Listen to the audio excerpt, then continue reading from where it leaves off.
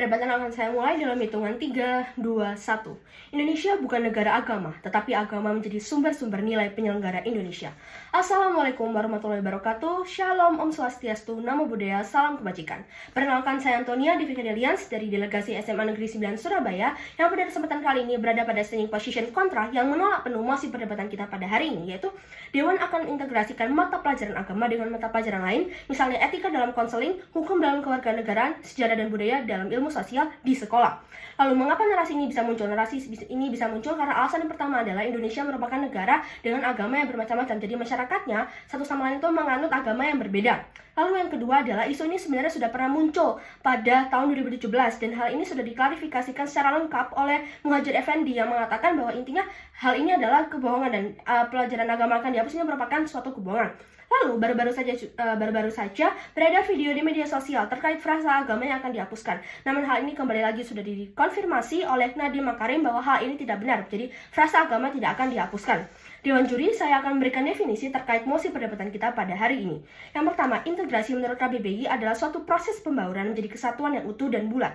Selanjutnya, mata pelajaran agama merupakan satu mata pelajaran yang diajarkan di dalam sekolah. Dan hal ini sebenarnya sudah diatur dalam Undang-Undang Nomor 20 Tahun 2003 yang mengatakan bahwa setiap peserta didik pada satuan pendidikan berhak mendapatkan pendidikan agama sesuai dengan agama yang dianut.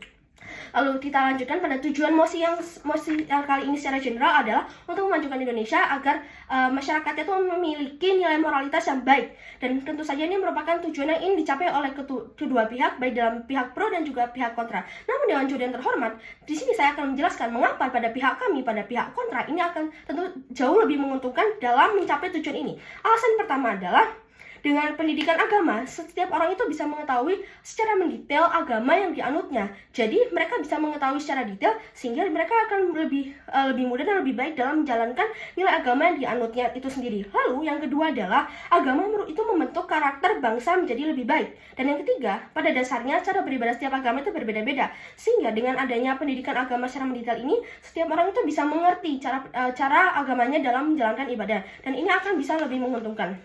Lalu, saya akan menjelaskan mengapa di pihak pro ini tentu saja justru akan merugikan.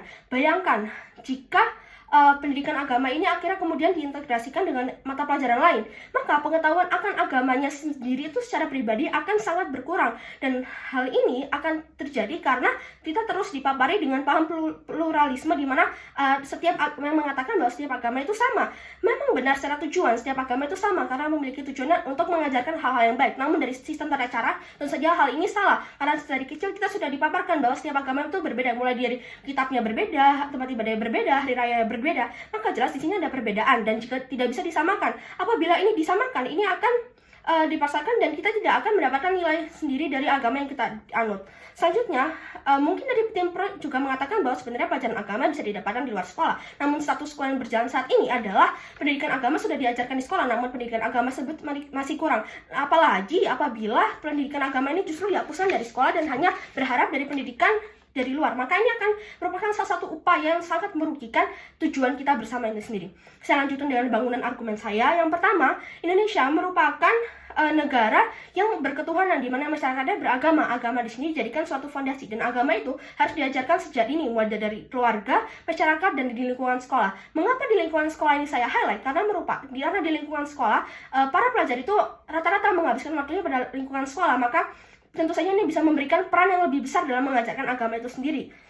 Lalu yang kedua adalah pengintegrasian mapel agama dengan mapel lain itu bukanlah langkah yang tepat. Karena apabila digabungkan agama dengan mapel yang lain, ini akan menghilangkan poin utama dari mapel agama yang diajarkan itu sendiri. Misalnya tata cara beribadat yang berbeda antara satu agama dan agama yang lain. Lalu agama itu merupakan bagian dari budaya kita. Jadi apabila dengan mempelajari agama sama saja dengan kita melestarikan budaya Indonesia, karena kita sadari juga bahwa budaya di Indonesia sangatlah beragam.